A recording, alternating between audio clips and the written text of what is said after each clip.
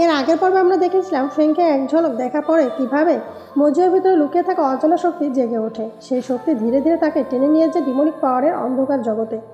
আর আজকের পর্বে সেই ঘটনায় আরও ভয়ঙ্কর রূপ নেয়। চলুন শুরু করা যাক আজকের এপিসোড। শুরুতে আমরা দেখি মজিও তার নিজের নিয়ন্ত্রণে নেই। ডিমনিক শক্তি পুরোপুরি তার ওপর প্রভাব বিস্তার করে ফেলেছে। এই অপ্রত্যাশিত পরিবর্তন দেখে তার মাস্টার হতবাক হয়ে যায়। তিনি বুঝতে পারেন বিষয়টা সাধারণ কিছু নয়। অন্যদিকে গল্প ঘুরে যায় ফ্রেঙের দিকে। পাহাড় থেকে নিচে পড়ে যাওয়ার পর সবাই ভেবেছিল সে হয়তো আর বেঁচে নেই, কিন্তু ভাগ্যের ইচ্ছায় ফ্রেং মৃত্যুকে ফাঁকি দেয়। গুরুতর আহত অবস্থায় তাকে খুঁজে পায় ইওয়ান, আর সেখান থেকে শুরু হয় ফ্রেঙের নতুন যাত্রা। এদিকে মাস্টার মজিওকে নিয়ে ফিরে যান নিজের প্রাসাদে। সেখানে আমরা দেখি মজিওর শরীর থেকে অস্বাভাবিকভাবে শয়তানি শক্তি বেরিয়ে আসছে। পুরো প্রাসাদ যেন সেই অন্ধকার শক্তিতে কেঁপে উঠছে। পরিস্থিতি বুঝে মাস্টার একটি কঠিন সিদ্ধান্ত নেন। তিনি নিজের সমস্ত শক্তি ব্যবহার করে মজিওকে বাঁচানোর চেষ্টা করেন। এমনকি নিজের বহু বছরের কাল্টিভেশনের শক্তিও ধীরে ধীরে তার মধ্যে প্রবাহিত করতে থাকেন। ঠিক তখনই সেখানে উপস্থিত হয় আরেকজন। সে মাস্টারকে থামাতে গিয়ে অনুরোধ করে এটা যেন তিনি না করেন, কারণ এটাই তার সারা জীবনের সাধনা, তার সব কিছু। কিন্তু মাস্টার থামে থাকেন না। তিনি 8 বছর আগে এক ভয়ঙ্কর ঘটনার কথা মনে করিয়ে দেন। সেই সময় ডিমনেরা মিলিনিয়াম পাথর দখল করতে হামলা চালিয়েছিলেন। লড়াইয়ের এক পর্যায়ে পাথরটি ফাটল ধরে যায়, আর সেখান থেকে বেরিয়ে আসে বিশুদ্ধ ডিমনিক শক্তি। সেই শক্তিকে কাজে লাগিয়ে ডিমনেরা ধীরে ধীরে আরও শক্তিশালী হয়ে ওঠে। মাস্টার বলেন এই অন্ধকার শক্তিকে থামাতে হলে একজনকেই সামনে আসতে হবে, যে এই বোঝা বহন করতে পারবে।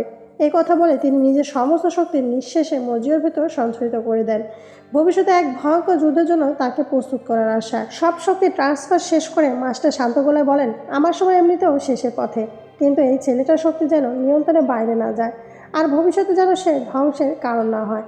এই দায়িত্ব আমি নিজেই নেব। তিনি আরও বলেন মজিওকে তিনি এমন এক বিশেষ কৌশল শেখাবে যা তার ডিমনিক শক্তিকে আটকে রাখবে ও সঠিক পথে চালিত করবে। সে কৌশলের নাম মুনলাইট টেকনিক। এই ছেলেটাই হবে ভবিষ্যতের পথ প্রদর্শক। এই পাহাড়, এই মাউন্টেন সব কিছুর রক্ষক হবে সে।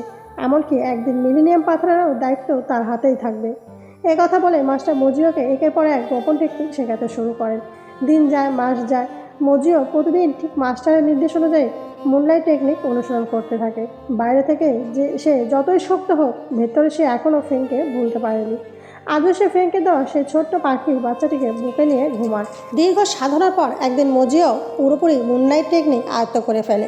ঠিক সেই সময় তার জীবনের সবচেয়ে বড় আঘাতটাই আসে। তার মাস্টার মৃত্যুবরণ করেন। মাস্টারের মৃত্যুর পর মজিও নিজেকে সবার চোখের আড়ালে সরিয়ে নেয়। টানা 10 বছর সে পাহাড়ে একা একাই কঠোর অনুশীলন চালিয়ে যায়।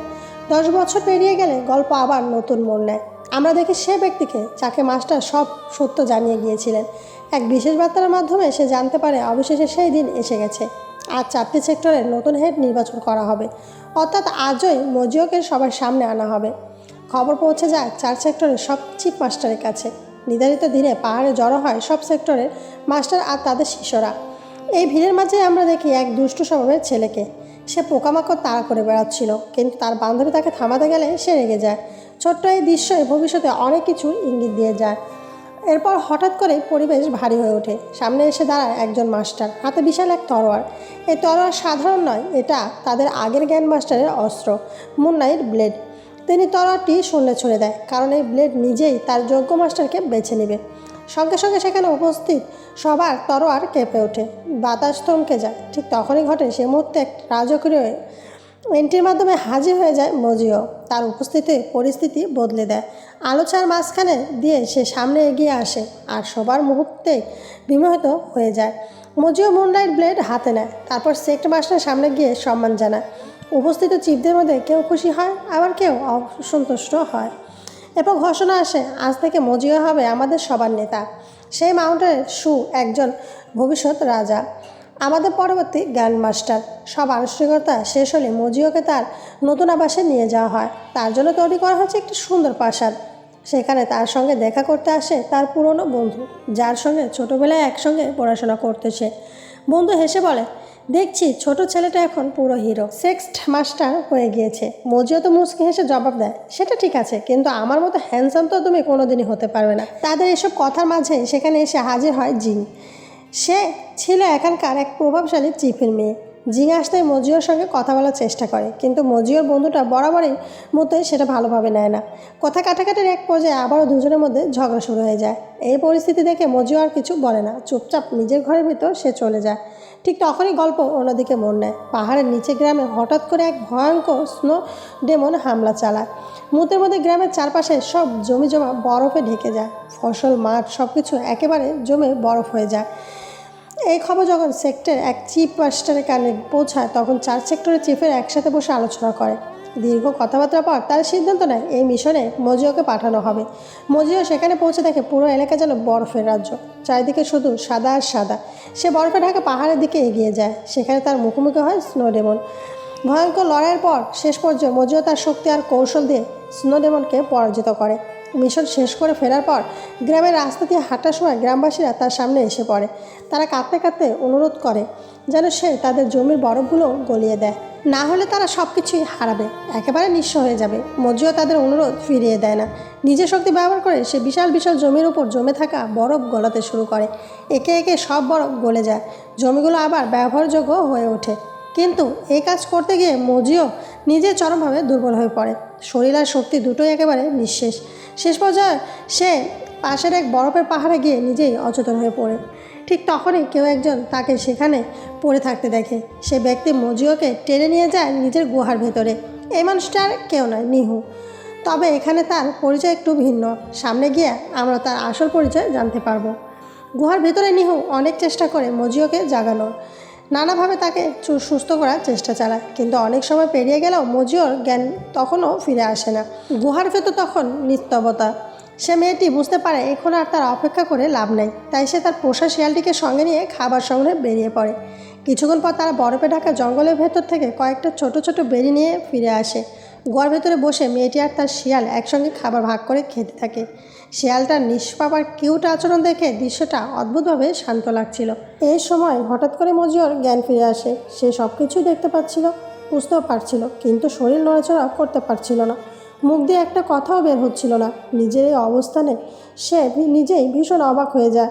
মেয়েটি তাকে আরও ভালোভাবে সুস্থ করার জন্য কিছু খাবার খাওয়ানোর চেষ্টা করে, কিন্তু মজিওর শরীর তখনও এতটাই দুর্বল যে সে খাবার উগলে দেয়। রাতের গভীরে ভয়ঙ্কর কষ্ট সহ্য করে মজিও ধীরে ধীরে নিজের শক্তি ব্যবহার করে নিজেকে হিল করার চেষ্টা করে। ঠিক তখনই সে বাইরে থেকে মেয়েটির শিয়াল আসার শব্দ পায়। সে বুঝতে পারে এখন কথা বললে বা নড়াচড়া করলে অযথা ঝামেলা হবে, তাই সে আবারও অচেতন থাকার ভান করে। গুহার ভিতরে মেয়েটি আর শিয়াল বরফ চিপোচ্ছিল। মেয়েটি হাসতে হাসতে বলে, আজকেরটা বেশ সুস্বাদু। এই কথা শুনে মজিও আর চুপ থাকতে পারে না। কষ্ট করে মুখ খুলে বলে, কিন্তু এটা তো কোনো ফল নয়, এটা তো শুধু বরফ। মেয়েটি অবাক হয়ে তার দিকে তাকায়, তারপর শান্ত গলায় বলে, আমরা এভাবে ক্ষুধা মেটাই, আজ কোনো ফল পাইনি, না খেয়ে থাকার চেয়ে বরফ খাওয়াটাই ভালো। এ কথা শুনে মজিওর বুকটা ভারী হয়ে যায়। তার ভীষণ খারাপ লাগে। সে বলে, আমি গ্রাম থেকে তোমাদের জন্য খাবার নিয়ে আসবো। এই কথা বলে সে আবার বাইরে বেরিয়ে যায়। পরদিন সকালে মজিও ফিরে আসে সঙ্গে করে ভালো খাবার নিয়ে। খাবার খেয়ে মেয়েটি চোখ মুখে আনন্দ ফুটে ওঠে। অনেকদিন পর এমন খাবার সে খেয়েছে। তবে মেয়েটি ইচ্ছে করে সে খাবার তার শিয়ালকে দিতে চায় না। সে বলে, একবার এই খাবারের স্বাদ পেলে ও আর জঙ্গলে ফল খেতে চাইবে না। সব কিছু ঠিকঠাক হওয়ার পর মজিও তাকে নিজের সঙ্গে বাইরে নিয়ে যেতে চায়, কিন্তু মেয়েটি মাথা নাড়ায়, বলে, আমি যেতে পারবো না, আমি গ্রামের সাধারণ মানুষদের মতো নই। এই কথা শুনে মজিও আরও জোর করে না। সে বলে, ঠিক আছে, তাহলে এখানেই বিদায়, আমাকে বাঁচানোর জন্য ধন্যবাদ, এখন আমাকে আমার সেক্টরে ফিরতে হবে। এই কথা বলেই মজিও সেখান থেকে চলে যায়। তার চলে যাওয়া দেখতে দেখতে মেয়েটির চোখে অদ্ভুত এক শূন্যতা নেমে আসে। মনটা ভারী হয়ে যায়, যদিও সে কিছু বলে না। কিন্তু গল্প এখানেই শেষ নয়। মজিও যখন পাহাড় ছেড়ে এগিয়ে যাচ্ছিল, ঠিক তখনই হঠাৎ করে তার সামনে আবারও হাজির হয় সেই ভয়ঙ্কর দানব। দুজনের মধ্যে তীব্র লড়াই শুরু হয়। এক পর্যায়ে মজিও যখন দানবটিকে গুরুতর আহত করে, তখনই ভয়ঙ্কর এক সত্য সামনে আসে। দানবটি আর কেউ নয়, সে আসলে সেই মেয়েটি। এই দৃশ্য দেখে মজিও স্তব্ধ হয়ে যায়। মেয়েটির এমন অবস্থা দেখে সে আরও এক মুহূর্ত দেরি করে না, দ্রুত তাকে নিয়ে গ্রামের দিকে ছুটে যায়। তাকে বাঁচানোর জন্য নিজের সমস্ত শক্তি দিয়ে হিল করার চেষ্টা শুরু করে। অনেক কষ্টের পর অবশেষে মেয়েটির অবস্থা স্থিতিশীল হয়। চোখ খুলে মেয়েটি ধীর গলায় বলে, তুমি প্রথম মানুষ যে আমাকে বরফের ওই রূপে দেখেও ভয় পাওনি। তুমি কি আমাকে ঘৃণা করো? মজিও মাথা নেড়ে বলে, না। এই কথা বলার মুহূর্তে তার মনে হঠাৎ করে ফেংয়ের কথা ভেসে আসে। একই রকমের অসহায়তা, একই রকমের ভয়, কিন্তু সে নিজের আবেগ চেপে রেখে বিষয়টা এড়িয়ে যায়। মজ্জিও তাকে জিজ্ঞাসা করে, তোমার এমন কি হয়েছিল? মেয়েটি নিচে তাকিয়ে শান্ত গলায় বলে, আমি নিজেও জানি না এই শক্তি কোথা থেকে এসেছে। হঠাৎ একদিন এই পাওয়ার আমার ভেতরে জেগে ওঠে। তারপর আমি আর নিজেকে নিয়ন্ত্রণ করতে পারিনি। তাই আমি পাহাড়েই থাকি, সবার থেকে দূরে। সব কথা শোনার পর মজ্জিওর মনটা ভারী হয়ে যায়। তাকে হিল করার পরও কোথায় যেন একটা অজানা কষ্ট রয়ে যায়। তাই সে কিছু সময়ের জন্য বাইরে বেরিয়ে আসে। ঠিক তখনই গ্রামের প্রধান তার কাছে এসে কৃতজ্ঞতা জানায়। সে বলে, আপনি আমাদের গ্রামকে ডিমনের হাত থেকে বাঁচিয়েছেন। আমরা সবাই আপনার কাছে ঋণী। মজ্জিওর ভেতরের দিকে তাকিয়ে বলে, ওই মেয়েটি আহত ছিল, তাই তাকে এখানে নিয়ে এসেছি যেন সে সুস্থ হতে পারে। এই কথা শুনে গ্রামের প্রধান কোনো আপত্তি করে না, বরং সম্মতির সাথে মাথা নাড়ে। এরপর মজ্জিও মেয়েটিকে নিয়ে গ্রামের বাজারে ঘুরতে বের হয়। ছোটবেলা থেকে সে পাহাড়ে বড় হয়েছে, তাই মানুষের ভিড়, বাজার, লেনদেন এসব বিষয়ে তার কোনো প্রায় ধারণাই নেই। হাঁটতে হাঁটতে মজ্জিও তাকে শেখাতে থাকে কীভাবে মানুষের মাঝে চলাফেরা করতে হবে, কীভাবে কোনো জিনিস কিনতে হবে এবং তার বিনিময়ে টাকা, স্বর্ণ কিংবা অন্ন দিতে হবে, আর কীভাবে অচেনা পুরুষের থেকে দূরত্ব বজায় রাখতে হবে। সব কিছু তার কাছে নতুন, অচেনা। একসময় মজ্জিও তাকে নিয়ে যায় একটি কাপড়ের দোকানে। সে বলে, তোমার জন্য একটি ভালো জামা নেওয়া দরকার। দোকানে ঢুকে মেয়েটির চোখ একটার পর একটা জামা আটকে যায়। অনেক দেখে শুনে শেষ পর্যন্ত তার একটি জামা খুব পছন্দ হয়ে যায়। মেয়েটি যে জামাটি পছন্দ করেছিল, মজ্জিও তাকে সেটা পরতে বলে, কিন্তু কোনো দ্বিধা না করেই সবার সামনে মেয়েটি জামা বদলাতে শুরু করে। এই দৃশ্য দেখে মজ্জিও হঠাৎ করে চিৎকার করে ওঠে। ভয় আর অস্বস্তিতে তার হাত থেকে স্বর্ণগুলো মাটিতে পড়ে যায়। মুহূর্তের মধ্যে আশপাশের লোকজন সেগুলো কুড়িয়ে নিতে ব্যস্ত হয়ে পড়ে। পরে মজ্জিও তাড়াতাড়ি মেয়েটিকে আড়ালে নিয়ে যায় এবং নিজের হাতে তাকে ঠিকভাবে জামা পরাতে সাহায্য করে। তারপর গভীর গলায় বলে, মনে রেখো, এরপর থেকে কখনোই মানুষের সামনে এভাবে কাপড় বদলাবে না। মেয়েটি চুপচাপ মাথা নাড়ে। সে কথাটা বোঝার চেষ্টা করছে। এরপর সে ক্ষুধার কথা জানলেও মজ্জিও তাকে খাবার খেতে বাইরে নিয়ে যায়। তারপর এক দোকানে বসে রাইস ডাম্পলিং অর্ডার করে। মজ্জিও তাকে বোঝাতে থাকে কীভাবে খাবারটা খেতে হয়, কিন্তু মেয়েটি তার কথা একদমই শোনে না। সে নিজের মতো করে চপস্টিক ধরে খেতে শুরু করে। শেষমেশ মজ্জিও ওকে খাইয়ে দিতে থাকে। মাঝে মাঝে মজ্জিও কিছু বলতে গেলে বা বকা দেওয়ার মতো মুখ খুললেই মেয়েটি আলতো করে তার মাথায় হাত বুলিয়ে দেয়, একেবারে যেমনটা সে তার পোষ্য শিয়ালটাকে আদর করত। এই আচরণ দেখে মজ্জিও একদম থমকে যায়। তার রাগ কোথায় যেন মিলিয়ে যায়। মনটাও অদ্ভুতভাবে শান্ত হয়ে আসে। কিছুক্ষণ পর সে একটু স্তুত করে বলে, রুল নাম্বার 5 মনে রেখো। একটু থেমে সে আবার যোগ করে, এরপর থেকে আর কখনো আমার মাথায় হাত দেবে না। খাবার শেষ করে বাইরে বেরোতে মেয়েটি হঠাৎ তার হাত ধরে ফেলে। মজ্জিও সঙ্গে সঙ্গে থেমে যায়। সে গম্ভীর গলায় বলে, যখন তখন ছেলেদের হাত ধরা যাবে না, আর আমি তো পরপুরুষ, তুমি আমার হাত ধরছো কেন? মেয়েটি কিছু বলার আগে সে আবার যোগ করে, কিছু ধরতে হলে আমার কাপড় ধরবে, হাত নয়। এরপর মজ্জিও একটার পর একটা নিয়ম বলতে শুরু করে, কি করা যাবে, কি করা যাবে না, সবাই সে বোঝাতে থাকে। কিন্তু মেয়েটির মুখের দিকে তাকিয়ে বোঝা যাচ্ছিল তার কোনো কথাই সে বিষয়ে গুরুত্ব দিচ্ছিল না। শেষমেশ মেয়েটি বিরক্ত হয়, বলে, তুমি আমাকে একবার রাইস বল খাইয়েছো আর একটা জামা কিনে দিয়েছো বলে এত রুলস শোনাচ্ছ, এবার আমার একটা রুলস শোনো, আমার জন্য কোনো রুলস নেই। এই কথা বলে সে সেখান থেকে চলে যায়। পরদিন সকালে মজ্জিও গ্রামের সর্দারের কাছে গিয়ে বিদায় নেয়। সে জানায় আজই তাকে আবার নার্জার মাউন্টেনে ফিরে যেতে হবে। সব প্রস্তুতি শেষ করে সে মেয়েটির সঙ্গে শেষবারের মতো দেখা করতে যায়।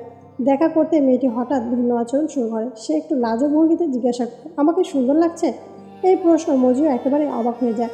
সে সঙ্গে সঙ্গে তাকে একটু দূরে সরিয়ে দিয়ে বলে, তুমি এসব কী করছো? ঠিক তখনই পেছন থেকে একজন মহিলা এগিয়ে আসে। মেয়েটি তাকে দেখিয়ে বলে, ওই মহিলাটাই আমাকে শিখিয়েছে কীভাবে ছেলেদের মন জয় করতে হয়। সে বলছে, এগুলো করলে তুমি কখনোই আমাকে ছেড়ে যাবে না। এই কথা শুনে মজিয়া আরও বেশি অবাক হয়ে যায়। সে কি ভদ্র কিন্তু কঠিন বলে সে মহিলাকে বলে, আপনি এসব কী শেখাচ্ছেন? মহিলাটি তো লজ্জায় পড়ে যায়। পরিস্থিতি সামাল দিতে তখন সে সেখান থেকে বেরিয়ে যায়, কিন্তু মেয়েটিকে তার বলাই হয় না সে মাউন্টেনে ফিরে যাচ্ছে। এর পরের সিনে আমরা দেখি মজিও চলে গেছে, কিন্তু এই কথাটি সে মেয়েটিকে বলার সুযোগ পায়নি।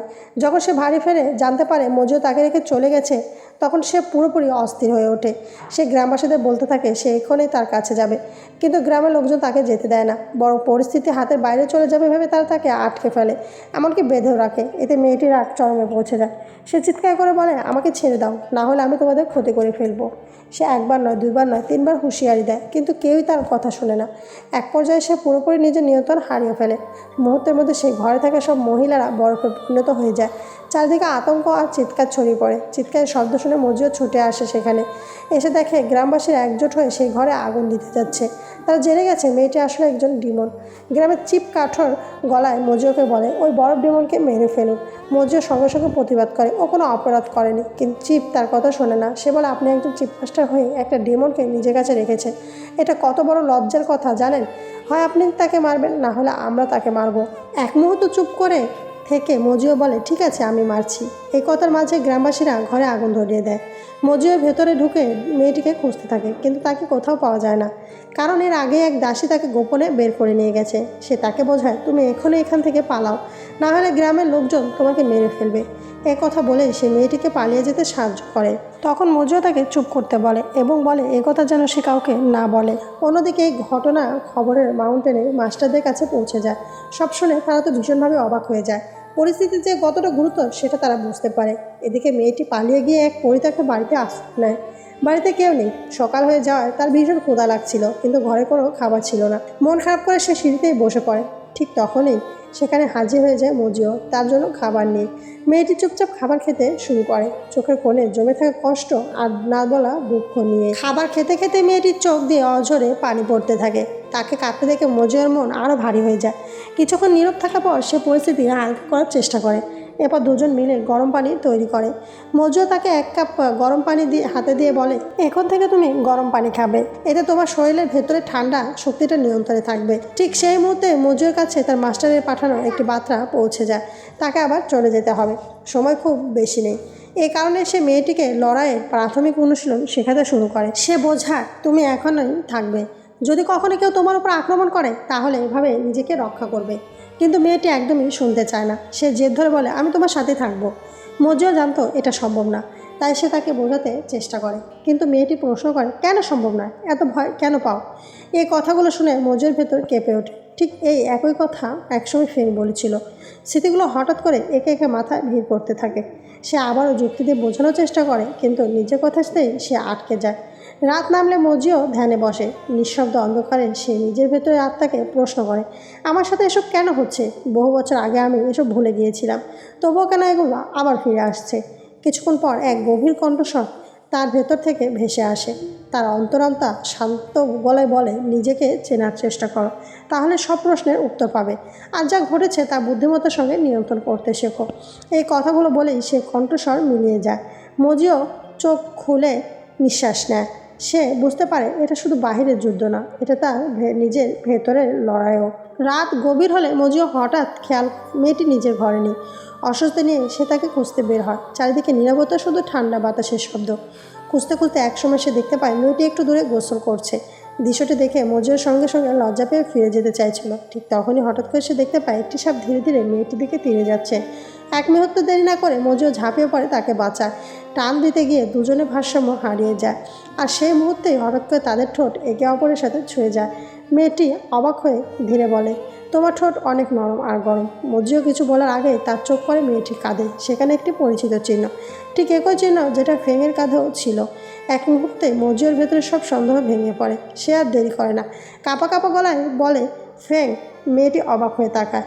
ফেং? ফেংকে? তখন মজিও বুঝে যায় সে নিজের স্মৃতি হারিয়ে ফেলেছে। অতীতের কিছুই তার মনে নেই। সে ফেংকে সে ছোটোবেলায় মারা যেতে দেখেছিল। সেই ফেংকেই আজ তার সামনে দাঁড়িয়ে রয়েছে, অথচ নিজেকেই চিনতে পারছে না।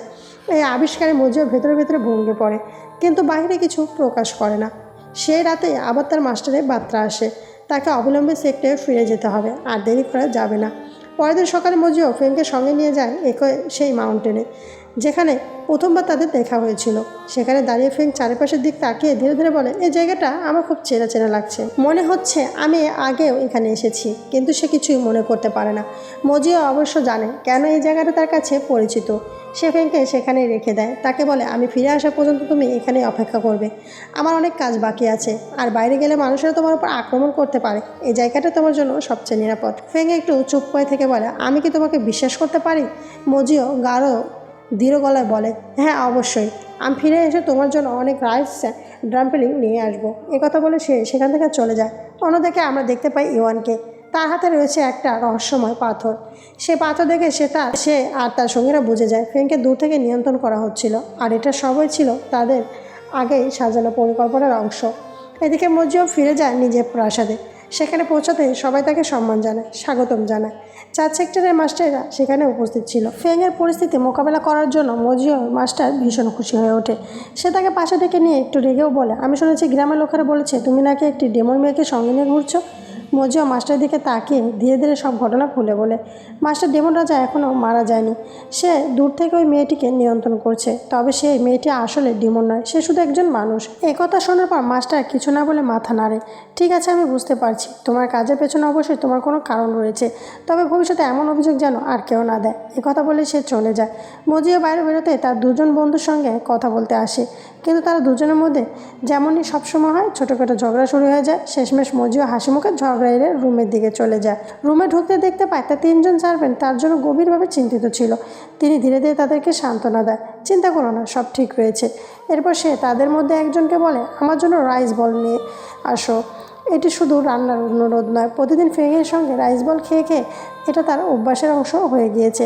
কিছুক্ষণ পর তার বন্ধু আবার দেখা করতে আসে। তারা একে অপরের সঙ্গে অনেক গল্প করে। মজিও যখন রাইস বল খেতে শুরু করে, তার বন্ধু অবাক হয়ে জিজ্ঞাসা করে, আমি তো তোমাকে অনেক বছর ধরে এটা খেতে দেখিনি, এখন হঠাৎ খাচ্ছ, মনে হচ্ছে তুমি বদলে গিয়েছো।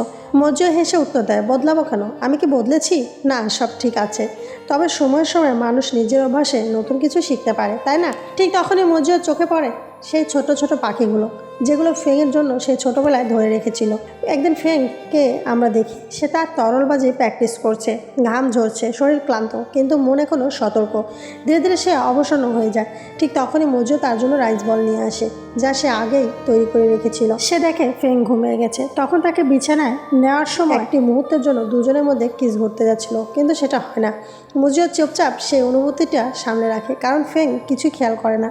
ফেং উল্লাসে বলে, তুমি আমার জন্য রাইস বল নিয়ে এসেছ? সে দৌড়ে রাইস বলের কাছে যায় এবং খেতে শুরু করে। একই সাথে মজিও তার জন্য যে পাখিগুলো নিয়ে এসেছিল সেটা দেখে তো ফেং অনেকটাই খুশি হয়ে যায়। সে পাখিগুলো এসে তার কাঁধে বসে। পাখিগুলো যেন তার প্রতি ভালোবাসা জানাচ্ছে, কারণ একসময় ফেং তাদের প্রাণ বাঁচিয়েছিল।